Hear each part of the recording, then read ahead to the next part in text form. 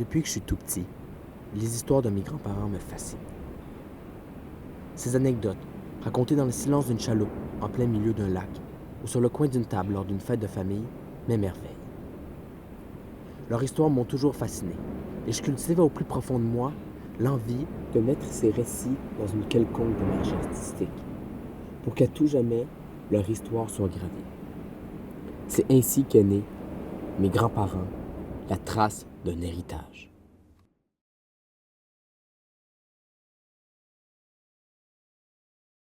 Eh bien, je m'appelle Francesco Spertini et j'ai vu le jour en Lombardie, dans la ville de Milan, dans l'année 1937, le 1er juillet.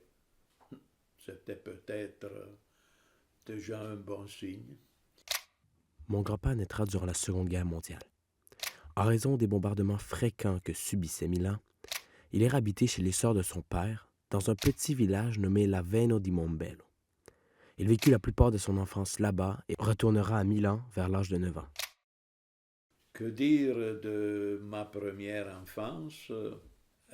Je me rappelle surtout de l'anxiété de mes parents lorsque il y avait les événements, disons, de la guerre qui étaient quand même très tangibles à cette époque. Et puis, bien qu'aux yeux de l'enfant que j'étais, je trouvais ça quand même distrayant.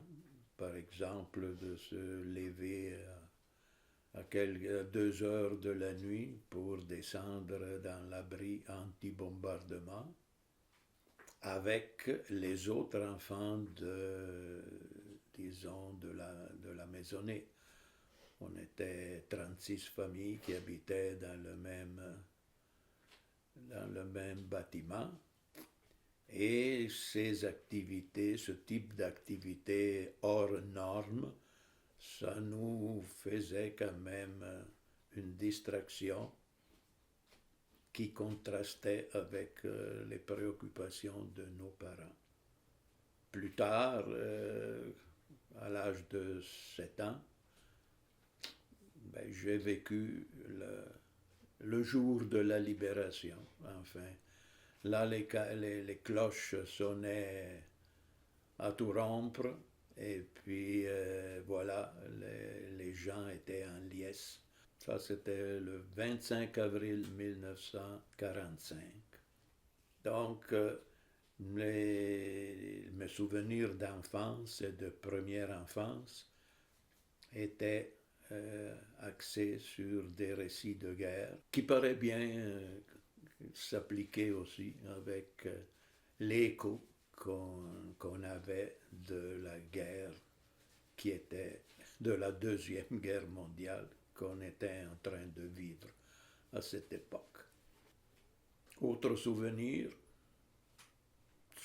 d'école, bien sûr. Septembre 1943, la première élémentaire. Lors de la première année du primaire, l'école de mon grand-père avait été transformée en orphelinat pour les enfants des soldats morts au combat. Lors de la deuxième année, le nombre d'orphelins augmente drastiquement, obligeant mon grand-père et ses camarades à aller suivre les classes dans les locaux de la banque du village. Je me rappelle qu'à quelques reprises, il y a eu de l'alarme et on a dû évacuer par la porte arrière qui donnait sur les champs parce qu'il y avait des avions qui allaient bombarder les bateaux qui se promenaient sur le lac. Finalement, en 1945, je suis retourné à Milan pour la troisième année. Et voilà que j'ai entamé ma carrière d'écolier. Ensuite, ça a été l'école secondaire. Après, ça a été le lycée. Et finalement, l'université. Bon. C'est quand même bizarre parce que j'ai commencé mon instruction primaire en septembre 1943 et j'ai défendu ma thèse de doctorat en géologie en octobre 1963. Tout est dit pour ma carrière scolastique.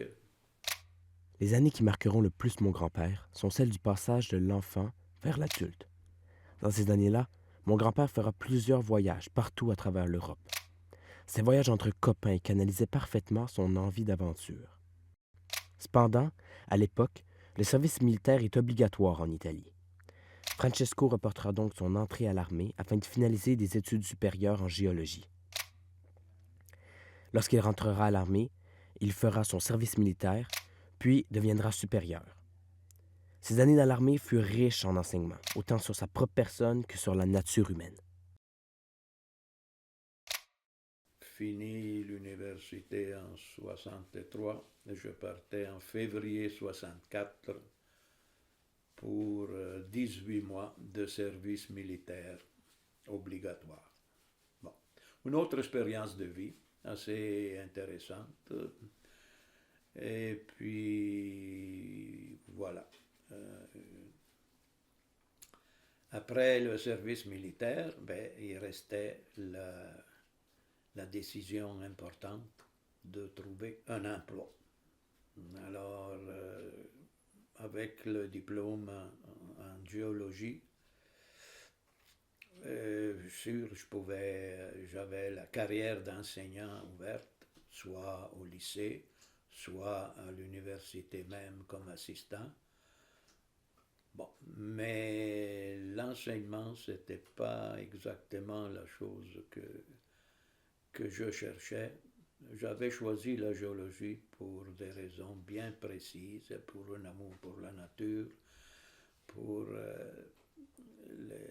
tout ce qui était les sciences naturelles, il m'attrayait beaucoup. Bon, et je m'étais mis dans la tête de trouver un emploi comme géologue, de préférence comme géologue, disons, d'exploration. Malheureusement, c'était pas si facile.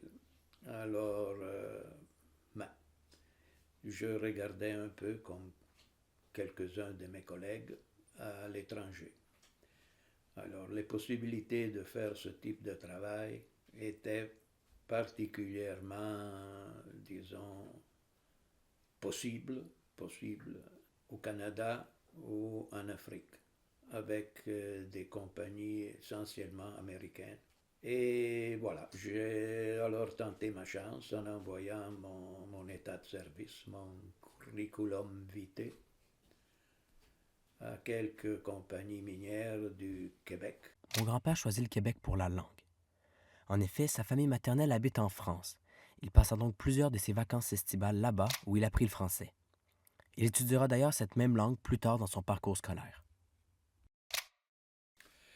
Alors, j'ai été assez chanceux d'avoir une des trois compagnies avec lesquelles j'avais postulé, qui m'ont offert la position comme géologue de campagne, ce qu'on appelait à l'époque ici de field geologist, pour l'industrie de l'amiante.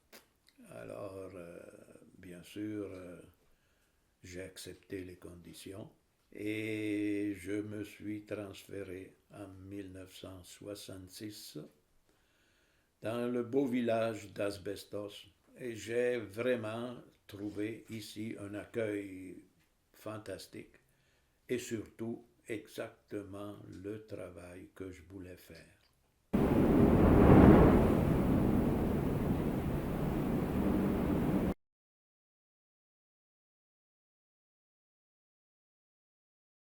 Je voudrais savoir comment s'est passé l'arrivée ici. Est-ce que c'était inquiétant, stressant? À l'époque, Nona tu l'avais déjà rencontré, pas encore? Okay. Oui, j'avais rencontré Franca, mais on n'avait rien décidé. Ouais. On était amoureux, si tu veux. Mais il y avait d'autres amoureuses aussi. Mais elle était la titrée. C'était ce qu'on appelait ici, de façon très bien, qu'il faudrait le dire, la steady. C'était la fixe, c'était ma steady, en bon franglais. C'est étonnant, mais c'était pas stressant du tout. Parce que c'était organisé avec, ben, tu sais que moi je travaillais, euh, j'étudiais, mais je travaillais aussi avec mon papa dans l'usine mécanique. Et on avait un client pour lequel on avait adapté des moules, on avait fait des parties spéciales sur commande pour sa machine à ravioli, etc. C'était pas la nôtre qui avait acheté des autres, mais puisque ces machines-là étaient celles que mon père faisait avant avec sa compagnie, donc on lui avait préparé quelque chose. Donc il était devenu un client, il venait chercher les morceaux, puis il les montait. C'est bon. Alors il s'était offert disons, de venir me chercher à l'aéroport. Il m'avait retenu une chambre à Montréal dans un motel pas loin. J'avais pris des contacts avec la compagnie. Alors j'ai vendu la voiture. Avec la voiture, j'ai acheté le billet, aller seulement. C'était juste 250 000 livres. J'ai vendu la voiture de la famille, hein, ben, de toute façon. Et alors quand je suis arrivé ici, ben, je peux te le dire tantôt, là, c'était la chaleur étouffante du mois de juillet. Okay? Moi, j'ai débarqué à Montréal à l'époque, c'était Dorval. Maintenant, c'est Trudeau, mais c'est à la même place. J'ai eu la nette sensation de m'être trompé d'avion, parce que là, ça doit être l'Afrique. Ça se peut pas qu'il soit Canada, d'ailleurs, dans notre esprit, c'est la froidure. Mais même avec la froidure, jamais une chaleur pareille. Écoute, ça se peut pas. Mais non, c'était bien la bonne place. Alors, je suis arrivé ici. Le monsieur était là, je le connaissais, donc c'était comme une vacance. Tu vois, j'avais l'impression d'être en vacances. Alors, c'était un jeudi, 14 juillet, fête de la prise de la Bastille. Ben, moi, j'ai fait la prise du Québec, le 14 juillet 1966. Mon grand-père passe ses 3 premiers jours au Québec à Montréal. Avec une amie de la famille qui l'héberge, il visite Montréal et les alentours. Il rendra également quelques services au restaurateur italien qui l'avait accueilli, M. Luigi Magnani. Le lundi, j'ai pris l'autobus. Le lundi, c'était le 18 juillet. Ah non, c'était le dimanche. Le 17, j'ai pris l'autobus, je suis arrivé à Asbestos. On m'avait retenu une chambre à l'hôtel de la compagnie. Alors, il n'y avait personne, parce que c'était un dimanche ce soir, il n'y avait pas de personnel. Parce que je suis par la suite qui fonctionnait sur l'horaire de la compagnie. Donc, en dehors, samedi, dimanche, ça marchait. Et j'ai vu sur le comptoir. D'abord, j'ai demandé au chauffeur de m'indiquer où est-ce que c'était le club iroquois. Il m'a dit, garde, on passe pas loin, je te laisse là, tu descends, c'est juste là. Avec une valise qui pesait 4 tonnes et demie, toutes mes avoirs. Je me suis traîné jusque-là, il n'y avait personne. Puis sur le comptoir, il y avait un set de clés marqué Docteur Francesca. Je pensais que c'était moi. J'ai vu le numéro qui commençait, il dit ça doit être au deuxième étage. En effet, c'était la chambre 212. Et je me suis installé, puis là j'ai pris une douche, puis je me suis endormi. Le lendemain, mon grand-père rencontra ses supérieurs. Tout se déroulera assez vite, et mon grand-père est encore aujourd'hui surpris par le calme et l'aisance qu'il eut à ce moment-là. À cette époque, la compagnie qu'il engage jouit d'une aisance financière importante en raison de l'essor de l'amiante. Tout le monde veut en tirer profit, et c'est dans cette bonne humeur qu'il est accueilli à Asbestos. Et après un an que j'étais ici, ben, j'ai décidé de continuer, disons, de fonder famille. Et l'élu était nonna pour, pour affinité et tout. Enfin, faut dire que dans notre vie sentimentale, ça n'a pas été un long feu tranquille parce que on a eu des hauts et des bas. Non, à un moment donné, je l'ai laissé pour une autre qui s'appelait Franca aussi. Ça c'est le bordel. Ma femme, ma mère, qui il faisait probablement exprès dire, de créer des situations embarrassantes. Mais c'était pas si embarrassant que ça. Et après un an,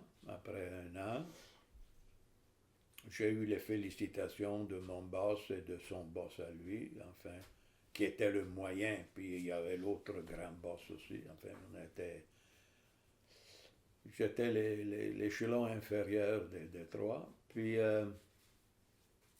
bon, euh, j'ai eu un toaster comme cadeau de mien, puis qu'est-ce qu'on a eu, un autre, un poêle, un poêle électrique.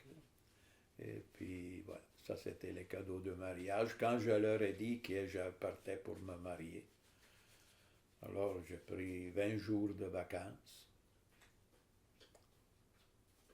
Et puis j'ai ramené l'heureux élu ici. Et non, la vie c'était un peu plus dur pour elle parce que moi j'étais souvent parti. Tu vois, on partait pour 2 semaines, 3 semaines. Alors, elle était seule ici. Mais par contre, il y avait euh, mes collègues, enfin un des collègues, Jean-Marc, qui avait un an plus que moi, puis il avait une jeune famille, puis sa femme aussi, ça donnait bien avec Franca. Dans un village, tu t'organises assez bien. Donc, et voilà, ça c'était les premiers exploits de M. Spertini Francesco en Amérique. Enfin, le fameux héros de Deux mondes.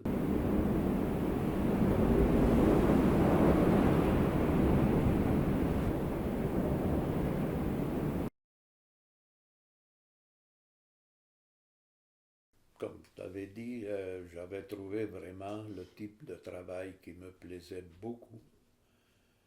Parce qu'en même temps, en plus disons, l'intérêt pour la matière, il y avait aussi le plaisir de travailler dans des endroits plutôt sauvages. Et je suis presque certain que j'ai passé dans des endroits où ne sont pas nombreux les personnes qui sont passées par là. Alors, les premières années, on avait un budget assez considérable conduire pour conduire de l'exploration.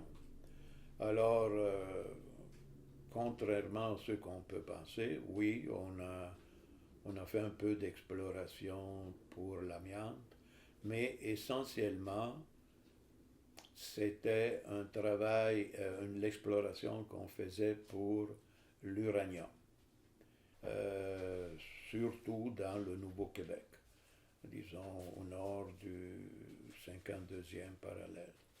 Et ça, vraiment, c'était le summum du plaisir que je pouvais avoir dans la forêt boréale et puis avec toutes les histoires que j'avais lues en Italie et tout.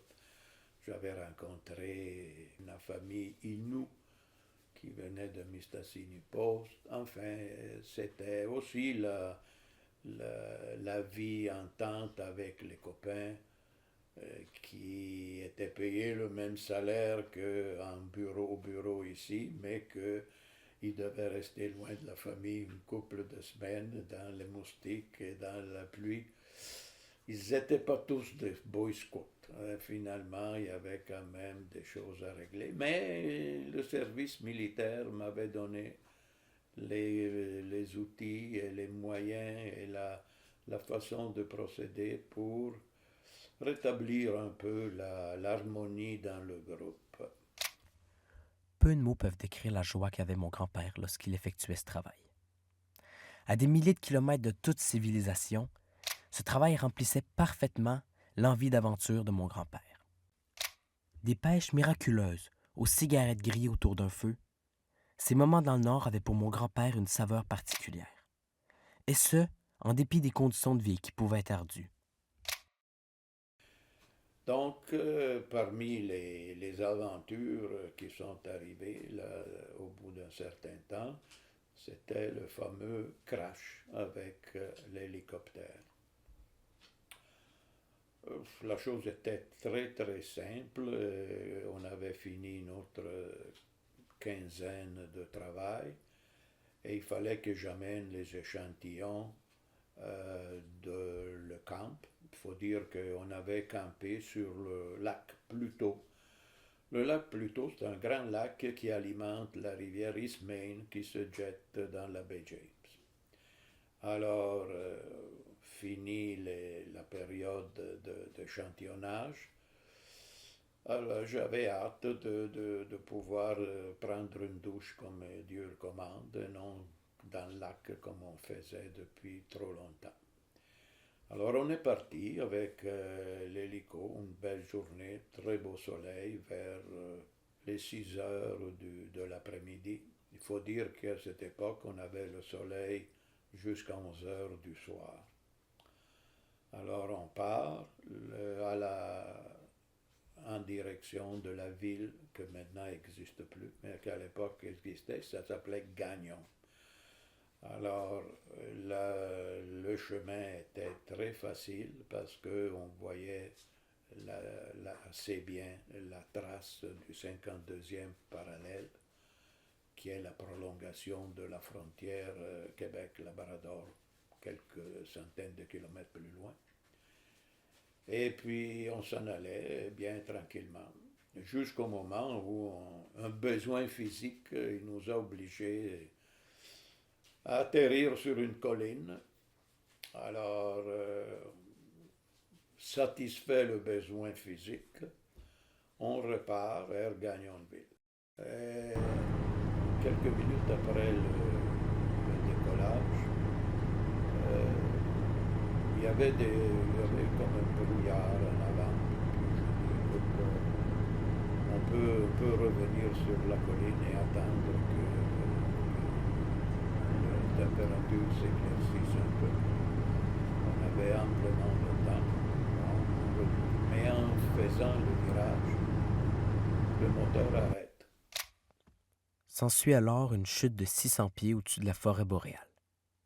Le crash sera quelque peu amorti par des arbustes et des épinettes, mais l'hélicoptère sera complètement détruit. Mon grand-père se cassera la clavicule et plusieurs côtes. Le pilote sera blessé et tous les deux cracheront du sang pendant plusieurs jours.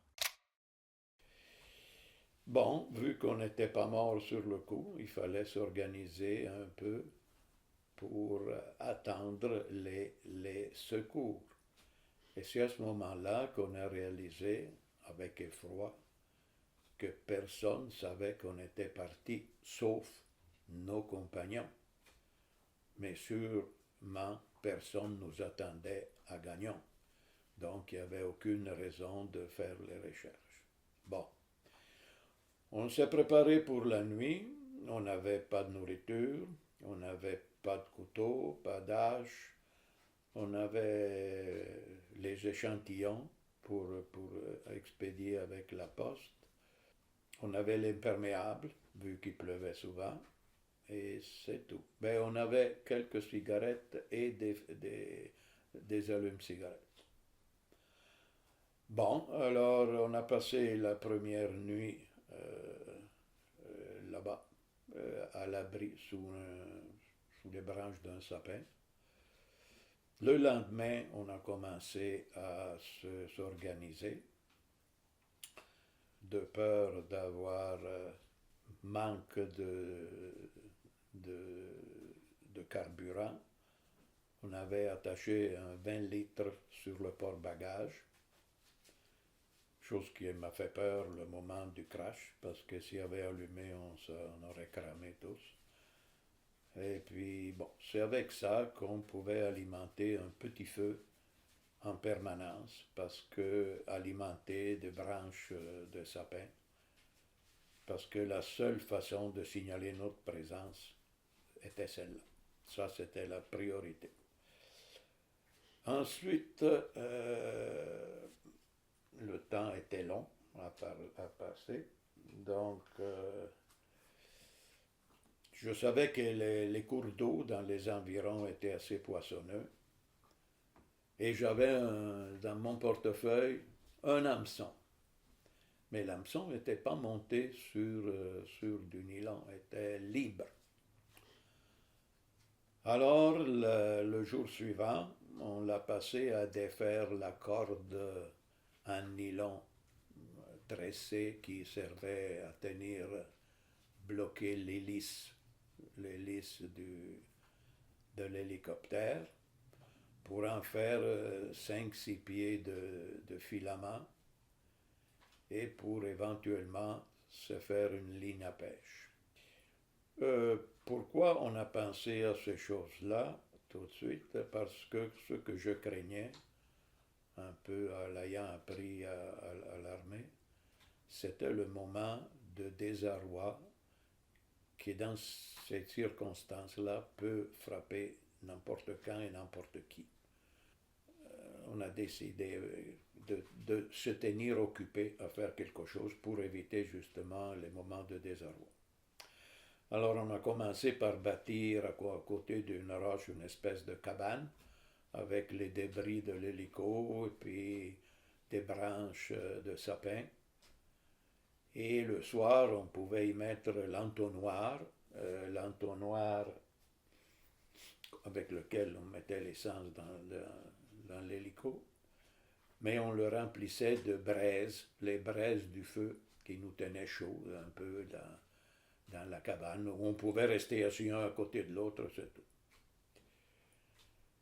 Et voilà. Pendant ce temps-là, on a essayé de faire une canne à pêche avec une longueur raisonnable de fil, avec de la peine terrible pour monter sur un hameçon à palette et non pas à œillet. Donc, il fallait faire des miracles. Mais on était prêts. Puis, on avait arraché la boussole gyroscopique. C'était pas la meilleure chose, mais quand même, disons, du tableau de bord de l'avion. Et j'ai dit à mon pilote, qui était en meilleure position que moi, de marcher 20 minutes dans une direction. S'il ne trouvait pas un plan d'eau, etc., de revenir au point de départ et partir dans une autre langue. Mais le gars, lui, donnait des baptêmes de l'air à Montréal. Il n'était pas un gars de bois. Et puis l'idée de se perdre le terrorisait. Donc, voilà, on n'a pas fait grand succès avec la pêche. Parce que si on avait pu pêcher, on aurait pu faire cuire le poisson, puis on aurait pu se mettre en marche vers le chantier avancé de la Manique, que de notre point, j'avais calculé, on avait la carte, on était à peu près à 90 km au nord du point avancé. Puis il y avait aussi des bûcherons sur l'île Lévasseur, je pense, au centre de ce qui allait être le lac de la Manique. Bon, alors ça c'était la chose qui nous soutenait un peu, mais finalement. Par chance, le patron de mon grand-père eut l'idée d'aller visiter le camp le lundi. Il prit l'avion pour rejoindre ses hommes. L'avion que prit le patron passa relativement proche de l'accident. Et mon grand-père se souvient d'avoir reconnu dans le lointain le bruit typique des Beaver, les avions utilisés par la compagnie. Il essaya donc de faire un feu de fumée pour attirer l'attention de l'avion. Malheureusement, en raison de l'humidité, la fumée se répandit horizontalement au lieu de monter en colonne comme voulu. Rapidement, le bruit de l'avion se dissipa jusqu'à ce que mon grand-père ne l'entende plus. Ils apprirent beaucoup plus tard qu'en raison de la mauvaise visibilité, l'avion dut rebrousser chemin.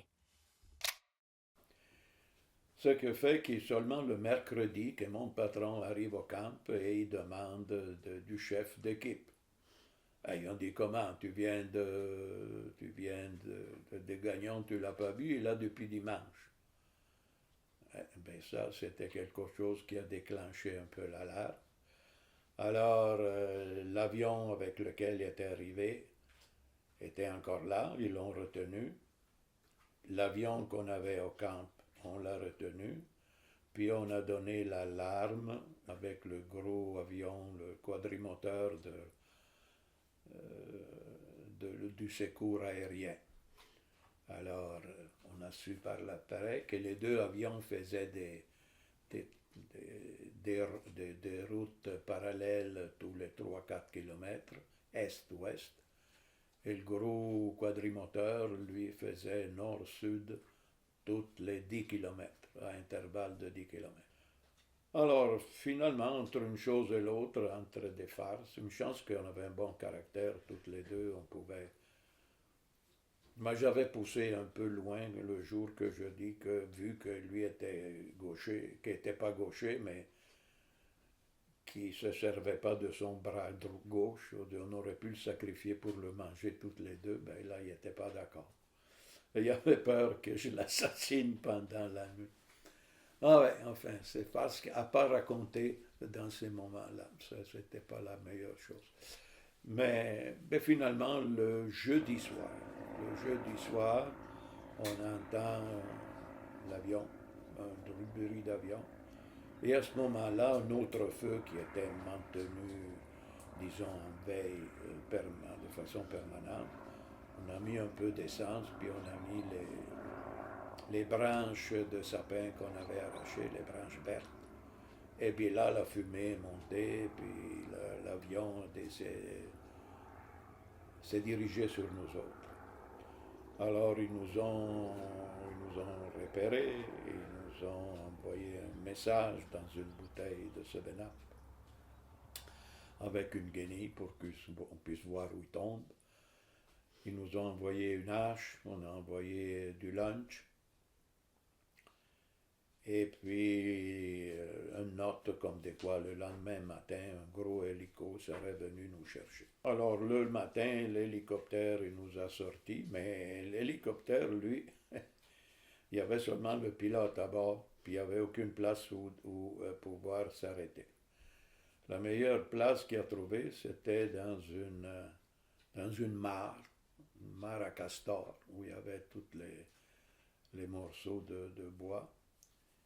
Et puis, moi, j'avais un bras en bandoulière attaché avec ce qui restait de la corde de l'hélice. Ah ben, on s'est mis directement à l'eau. Je nageais avec un seul main. Et puis, c'était pas loin. Il y avait peut-être 50 pieds, même pas. Et le pilote, ben, lui, avait l'usage de ses bras. On n'avait pas mangé encore l'autre. Et puis, il est monté. Lui était sur des flotteurs. Et puis, il fallait quand même qu'il tienne le moteur en fonction. Alors, il m'a donné un coup de main pour monter sur le flotteur. Et puis, 5 minutes après, il nous a débarqués sur un lac où mon patron avait établi avec un camp volant avec l'avion. Alors, du moment qu'il m'a rencontré, ben, il était content que je n'étais pas mort. Il m'embrasse parce que j'ai failli perdre connaissance. Parce que j'ai vu après que j'avais toutes les côtes cassées, puis la clavicule était sortie de la peau, quelques centimètres. Alors on arrive à Gagnon, on reste une journée à l'hôpital. Le pilote, lui, est parti tout de suite. Et moi, je suis parti le lendemain. Ça a été toute une aventure parce qu'il n'y avait pas de vol disponible pour Montréal. Alors, j'ai trouvé d'abord un vol pour cette île. Je suis descendu à cette île. De cette île, on m'a trouvé un vol à Port-Joli, à Port-Joli, de l'autre côté. Et de Port-Joli à Montréal, j'ai pris un avion militaire. On m'a pris sur un avion militaire qui s'en allait justement. Une fois là-bas, j'ai appelé mon ami Roman, qui ce jour-là, il ne travaillait pas parce qu'il travaillait seulement de nuit. Et puis, j'ai pris un taxi Et puis je suis arrivé chez eux. Et le lendemain matin, le chauffeur avec Cadillac de la compagnie ici, avec Franca, est venu nous chercher. On m'a donné 6 mois de congés payés. Là. Et je me suis remis de mon mieux. Et voilà la fin de l'aventure. Tout est bien ce qui finit bien.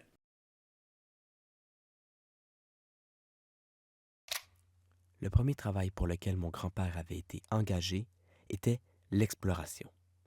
Il avait obtenu le poste car l'ancienne personne qui l'occupait était partie travailler au ministère et la compagnie avait absolument besoin d'un géologue de campagne. Et ça, j'ai continué parce que finalement, l'année suivante, 1968, l'année 68, je suis parti dans la même région. Mais cette fois-ci avec un pilote, un mécanicien sur place pour l'hélico, puis un hélico à 5 places et non à 2 places plus une. Bon, ça c'était important. Ensuite, à l'automne, on a commencé à s'intéresser toujours à l'uranium, mais dans le Pontiac. On est monté dans Fort Coulonge, on est dans toute la région en nord d'Ottawa. Donc là, on a passé une partie de l'hiver et l'hiver, on faisait surtout du jalonnage. On se procurait du terrain. Mais on faisait aussi de l'exploration. Puis ensuite, on a fait l'année de la Révolution, 1970. On se promenait avec les détonateurs et on faisait sauter de la dynamite pour faire des tranchées et ramasser les échantillons d'uranium. Pas longtemps après cette exploration en Ontario, la compagnie pour laquelle Francesco travaillait décida de déplacer le département d'exploration à Denver, au Colorado. L'unité géologique d'Asbestos fut donc annexée au département d'ingénierie de la mine Jeffrey.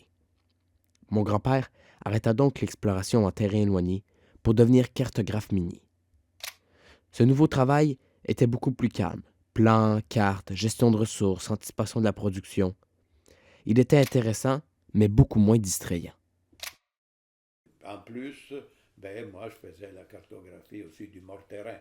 Là où il y avait le sable, le gravier, la glaise, tout pour avoir la stratigraphie du morterin comme tel.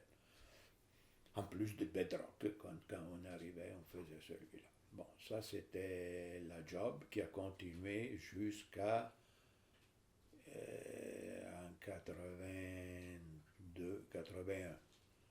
81, là, ça a commencé la crise. Et puis, évidemment, on ne pouvait plus faire grand-chose. Et ils en ont mis dehors beaucoup. Bon, y inclut moi-même. J'ai la lettre de démission, moi et Jean-Marc. Parce qu'on diminuait le monde de partout. Et donc, mais moi, j'avais quand même adhéré, moi, en 1974, j'avais adhéré au syndicat. Moi, j'étais bien content, j'avais 10 000 dollars par année. J'avais été engagé à 8 500. Bon, pour moi, ça allait bien. On avait la maison au prix de 100 dollars. Le prix qu'on payait, le loyer, c'était les taxes municipales. Étant donné que j'étais dans le syndicat, avant qu'on fasse la grève, là, il y a toutes les révisions. Mon salaire est passé du jour au lendemain de 10 000 à 21 000 dollars. Ça, c'est un coup. Vraiment. Pourquoi? Alors, ils m'en donnaient moins. Bon, quand on fait la grève, moi je tombe, il n'y a plus de job. Et là, je rentre dans les arpenteurs, puisque j'avais quand même les capacités de le faire. C'est pas la chose qui m'intéressait le plus. Mais j'étais avec le théodolite, avec le transit, avec le niveau. On a fait le chemin de fer, on a fait tous les déplacements. En raison d'importants licenciements, mon grand-père sera demandé un nouveau poste, celui de technicien de la fibre. Après un examen et l'apprentissage de nouvelles techniques, il devient technicien. Son travail consistait, entre autres, à devoir faire les bons mélanges de fibres pour les différents clients. Puis, en 92, mon grand-père change encore d'emploi. Les opérateurs du poste de commande du Moulin 6 venaient de prendre leur retraite. Il postula donc et obtiendra l'emploi. Cet emploi consistait en fait à gérer la plupart du Moulin 6, un immense concasseur. Même si ce travail était intéressant, il était loin d'être celui de géologue de brousse. En effet, mon grand-père pouvait travailler pendant 16 heures dans un bloc sans aucune fenêtre. Quand je suis tout, comment le chercher, comment le miner, comment le faire en produit, au fond, quand tu faisais le produit, c'est la première fois que je voyais un résultat vrai.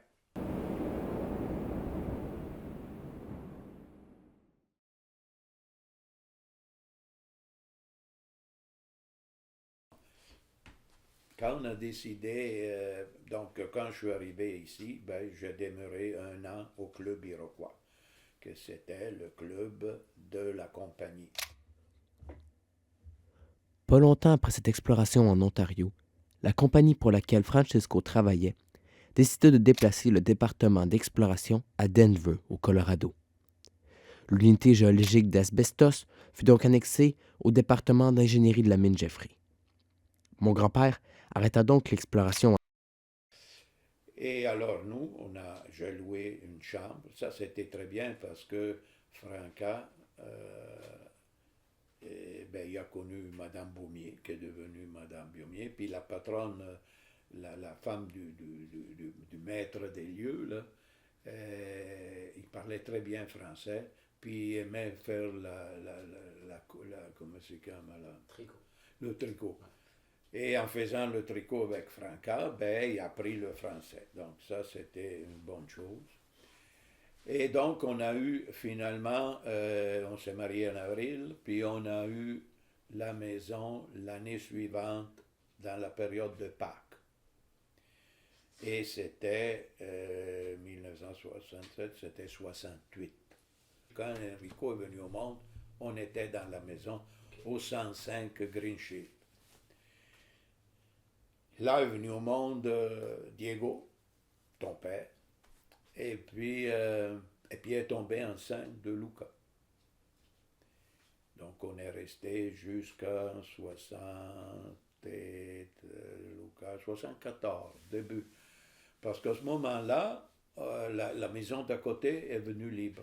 Le gars était parti, puis il y avait 2 chambres de plus. Un en bas, puis un en haut. Alors, on a demandé celle-là, vu qu'on avait à avoir 3 enfants. Et ça, c'était le 109 Greenshield. Bon. Alors, on est resté là jusqu'à 78. 78, on est venu ici. Oui, 78, on est venu ici. Un des passe-temps de mon grand-père était d'envoyer des échantillons de minéraux à l'Université d'Ottawa pour les faire analyser. C'est de cette façon qu'il découvrit un nouveau minéral qu'il nommera la spertinite. Ce minéral sera ensuite découvert partout dans le monde. Avec d'autres collègues, il découvrit la jeffrite, un autre minéral qu'ils nommeront de cette façon en honneur à la mine Jeffrey, mine présente dans la ville d'Asbestos. En parallèle de son travail, mon grand-père voulait développer l'aspect touristique de la ville d'Asbestos en faisant honneur à l'aspect géologique. C'est dans cette idée qu'il créera le site minéralogique d'Asbestos, un lieu où la population pouvait venir fouiller, chercher pour trouver des minéraux. Il créa également le musée minéralogique d'Asbestos, un lieu pour que la population puisse observer les minéraux. Il créa finalement la foire minéralogique d'Asbestos. Cette foire en est aujourd'hui à plus de 25 éditions et est la 3e plus grande au Québec.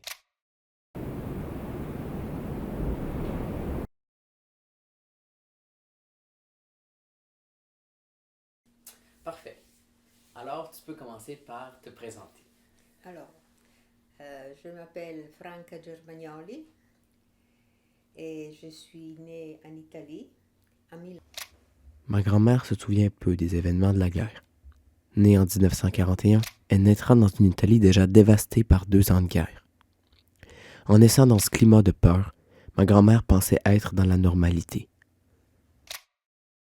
À un moment donné, vers l'âge de 1 an et demi, 2 ans, la chose qui surprenait le plus quand on entendait passer les avions, et alors mes parents ils prenaient la précaution de quitter l'appartement pour descendre à la cave, à l'abri, où il y avait déjà d'autres mondes qui restaient. Puis il y avait beaucoup d'enfants, et que tu le veux ou pas, les enfants ils se mettaient à jouer, Ouais, comme, ouais. comme si rien n'était. Puis toi, est-ce que t'es la sœur aînée ou Non, t'es la plus jeune? ben, on est Ouais. 2 sœurs Deux sœurs. avec 13 ans de différence. OK. Ma grand-mère fit le parcours scolaire normal italien. Elle se spécialisera en commercial avant d'aller étudier en comptabilité, en sténographie et en dactylographie. Ayant une facilité en mathématiques, elle commencera à travailler à 17 ans dans un concessionnaire automobile de Milan nommé OM Visa. Et alors, ben, là, il faut dire que dans le temps, ça dépend. S'il y avait besoin de toi à la caisse, tu allais à la caisse. Ouais. S'il y avait besoin de prendre des notes en sténo, ben, Ouais, ouais. donc, T'es multitâche, là. oui, la multitâche, si Ouais. tu veux, oui. OK. En quelle année tu as commencé à fréquenter Francesco? C'était... Quelle année? Ben, si tu avais 18 ans, 19 moins un jour, 19 ans moins un jour, qu'est-ce que c'est? Ben, qu'on fait les calculs, c'est en 61. 61. En 61.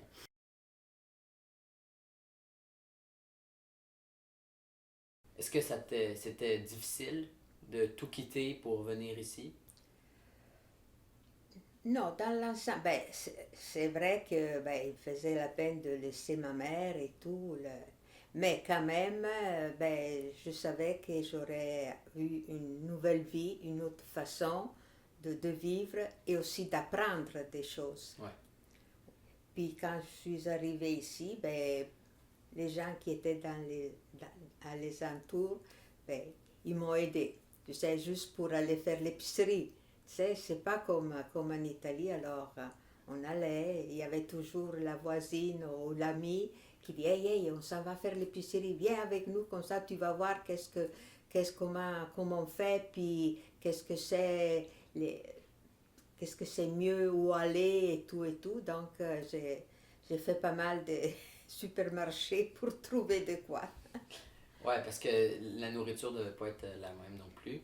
Non, non, la nourriture n'était pas la même, mais quand même, on a toujours essayé de faire les mêmes menus comme on était accoutumés. Ouais. Oui. Et puis, est-ce qu'il y a quelque chose...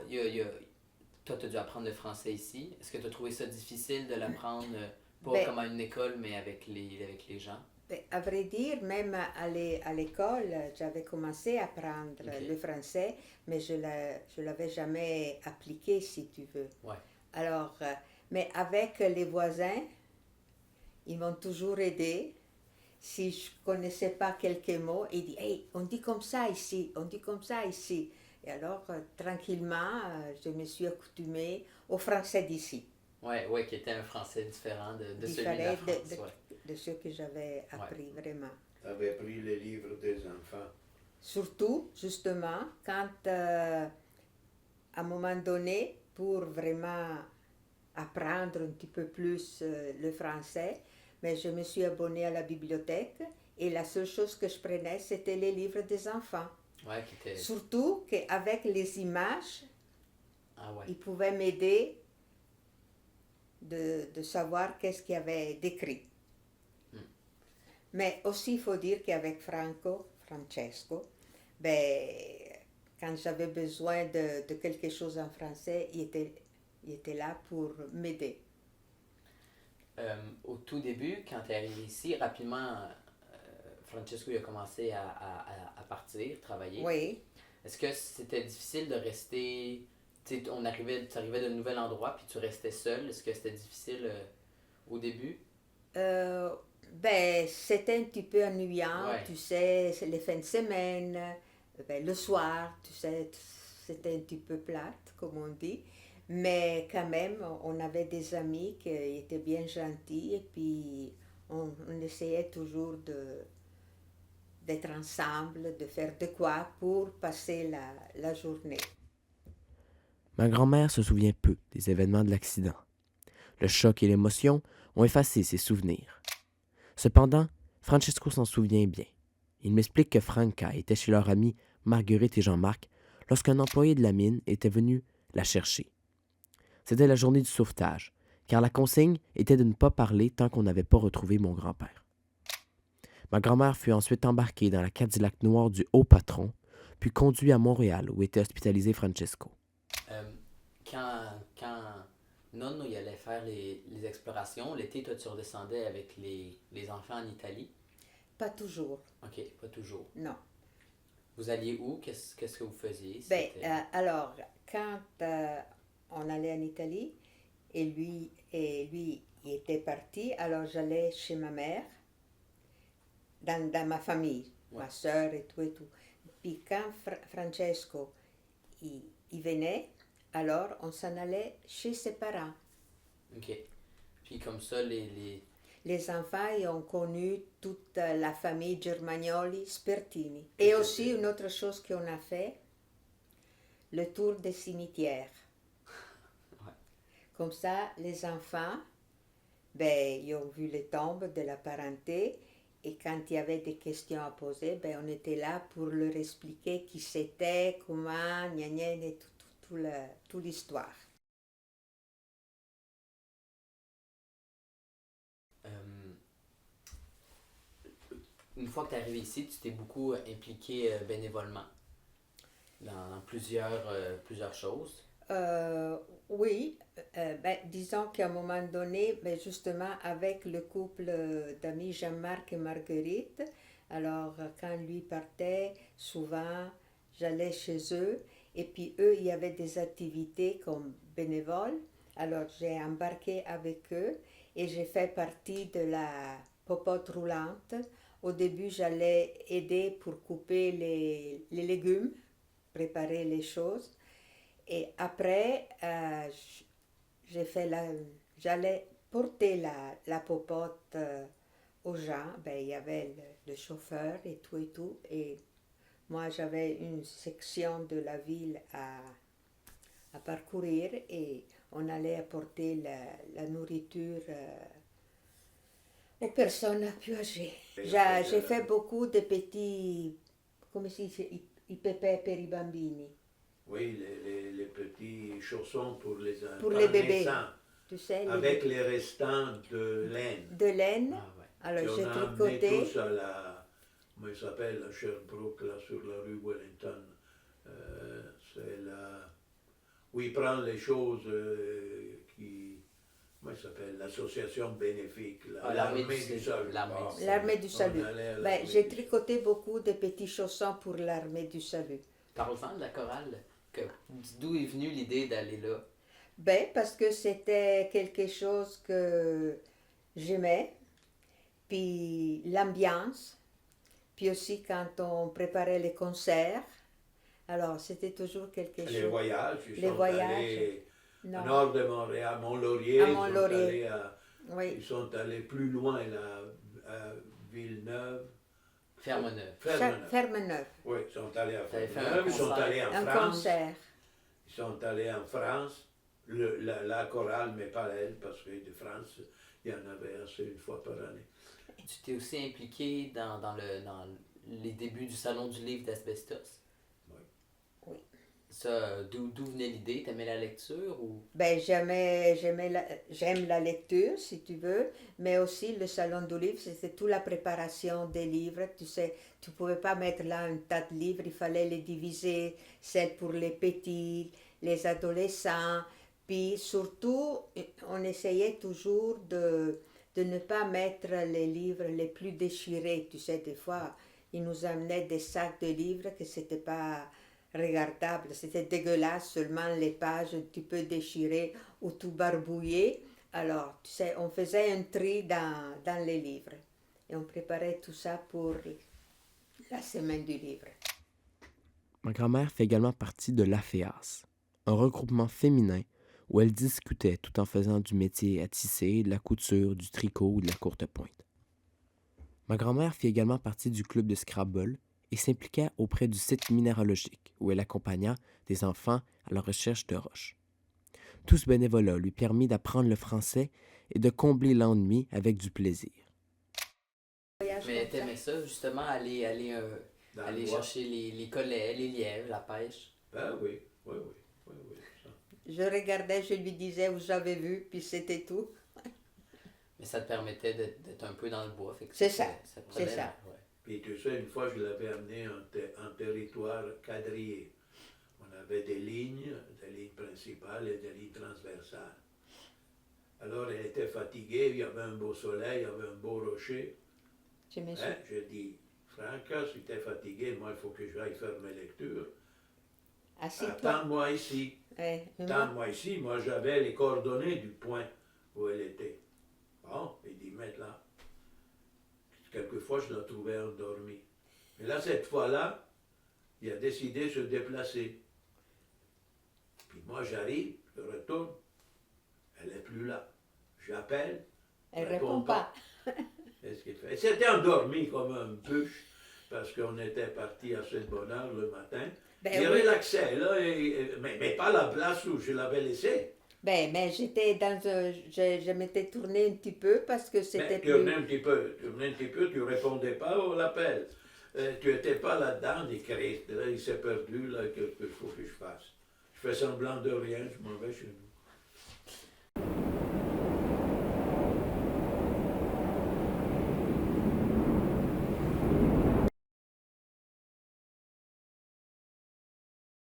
Parler de vous trois fils, puis voilà. Bon, madame, Bon, en tout cas, la madame, surtout que... c'est vous que vous les avez portés. Oui, justement, c'est moi qui les a portés. Puis je peux pas me plaindre parce que pendant la grossesse, j'ai pas eu de problème en particulier. Et Ils n'ont pas encore connu la prison, donc on les a bien élevés. Puis, d'où vient le choix des noms? Bon, ça vient du cimetière.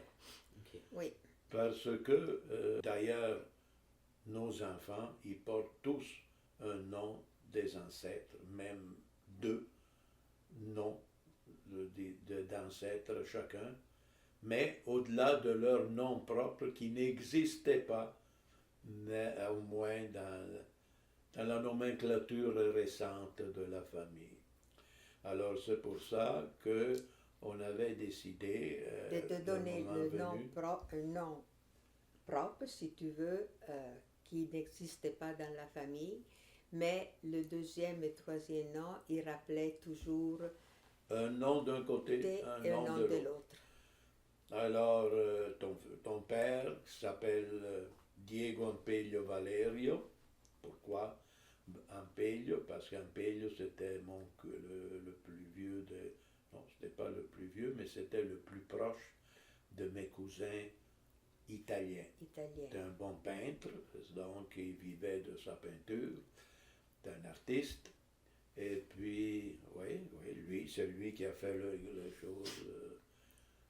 Et puis, voilà, donc on a couvert.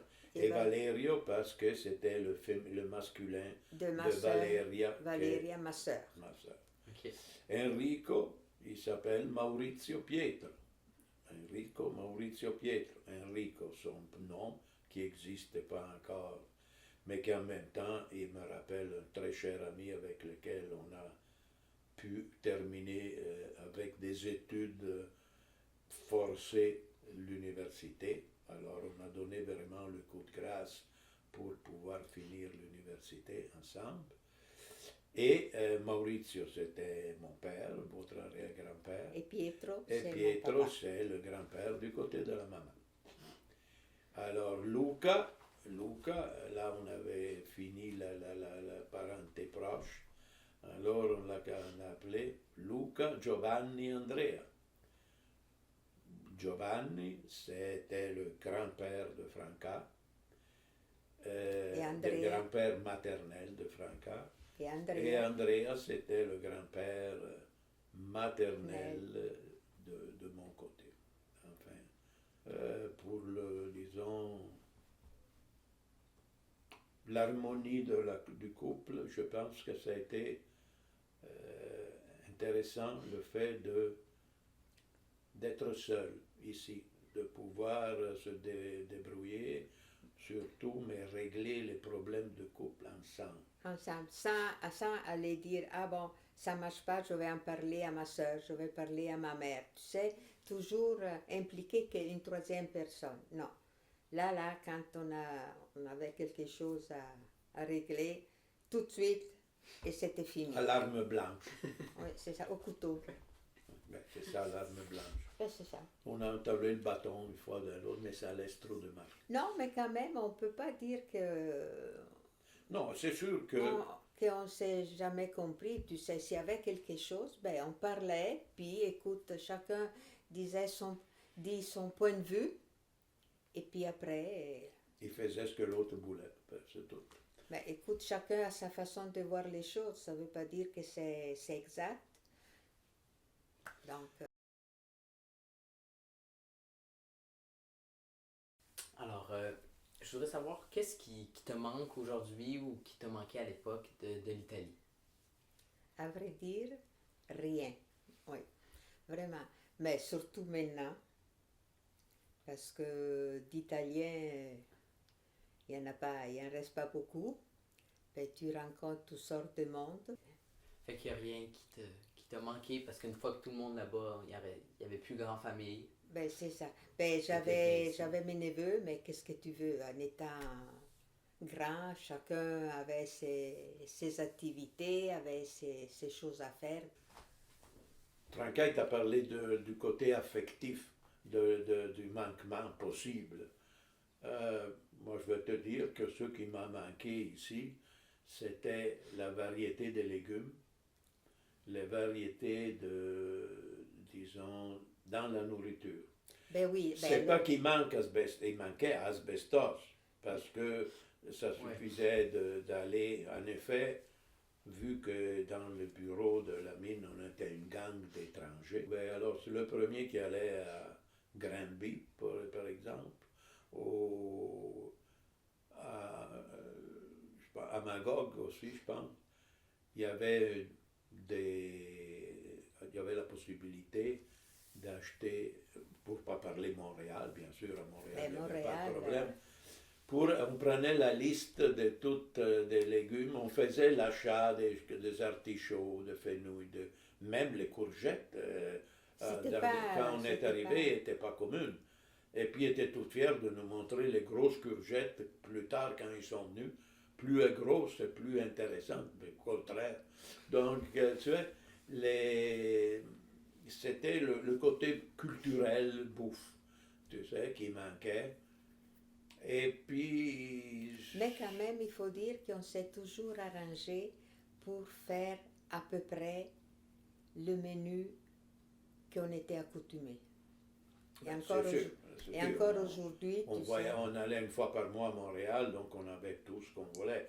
Il faut dire une chose que, pour bizarre qu'il peut être, Montréal était beaucoup plus fourni en différentes spécialités de toutes les régions d'Italie qui ne l'était pas Milan dans notre temps. Oui. Tu sais, écoute, moi, quand j'arrivais, je trouvais une vingtaine de sortes d'olives différentes, marinées, ben, c'était quelque chose. Tu sais, donc, si j'avais besoin d'une spécialité régionale, je la trouvais.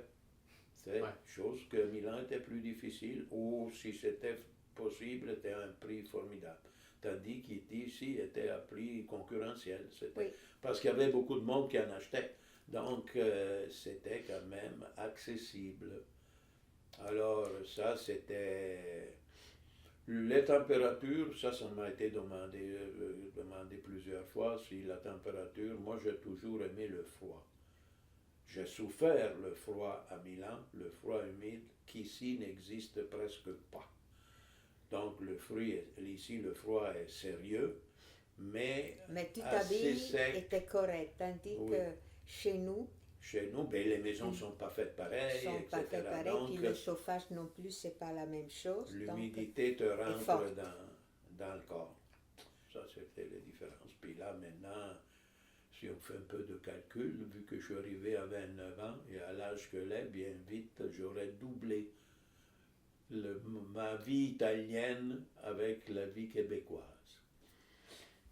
En terminant, aujourd'hui, est-ce que vous êtes bien ici avec vos petits-enfants qui viennent de temps en temps? oh oui, Asbestos, c'est tranquille? tranquille. Ouais. Pas de problème pour le moment. On voit rien qui nous dérange. Donc, je vais te dire, quand tu es capable de te lever le matin, c'est déjà quelque chose. Puis on fait tous nos choses avec une certaine tranquillité. Et puis la journée vraiment passe assez vite. Et puis, non. Le fait aussi qu'on est autonome et puis que je dis, j'ai envie d'aller prendre une petite marche, c'est déjà quelque chose. Parce que des fois, Si tu peux retourner. C'est ça. Parce que tu connais déjà vraiment qu'ils ne sont plus capables de marcher, ils sont obligés de se faire aider même dans les choses les plus intimes. C'est quelque chose, point de vue, que tu te sens vraiment comme un bébé. Hein, que tu peux pas... C'est sûr qu'avec l'âge, on en perd. On en perd, mais jusqu'à maintenant, on ne peut pas se plaindre. On ne peut pas se plaindre pour une raison quand même qui nous fait de nous de chanceux de pouvoir être ensemble encore. C'est ça. Parce que, disons, comme caractère, on est un peu de la vieille école. En général, lorsqu'on prend un engagement, c'est réfléchi, c'est mûri, et c'est pas difficile de le maintenir à travers les choses. Tu t'engages, puis tu as les hauts et les bas, mais quand même, on a eu le temps de prendre la mesure de ce qu'on allait faire. Si l'espérance à cet âge ici, l'espérance est celle de pouvoir continuer ensemble avec un état de santé acceptable. Et voilà, puisque le jour qu'un de nous il s'en va, on a la preuve sous les yeux de tous nos amis un peu plus âgés que nous et moins âgés que dans un espace relativement bref, l'autre suit.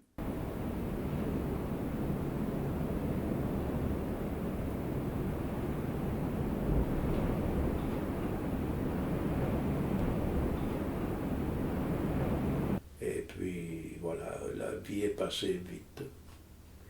Espérons qu'il ne soit pas fini tout de suite là. On a encore quelques heures de plaisir. Come prima, più di prima, t'amerò. Per la vita, la mia vita ti darò. Sembra un sogno rivederti, accarezzarti, le tue mani fra le mani stringere ancora. Il mio mondo, tutto il mondo, sei per me. A nessuno voglio bene come a te. Ogni giorno, ogni istante, dolcemente ti dirò come prima, più di prima, t'amerò.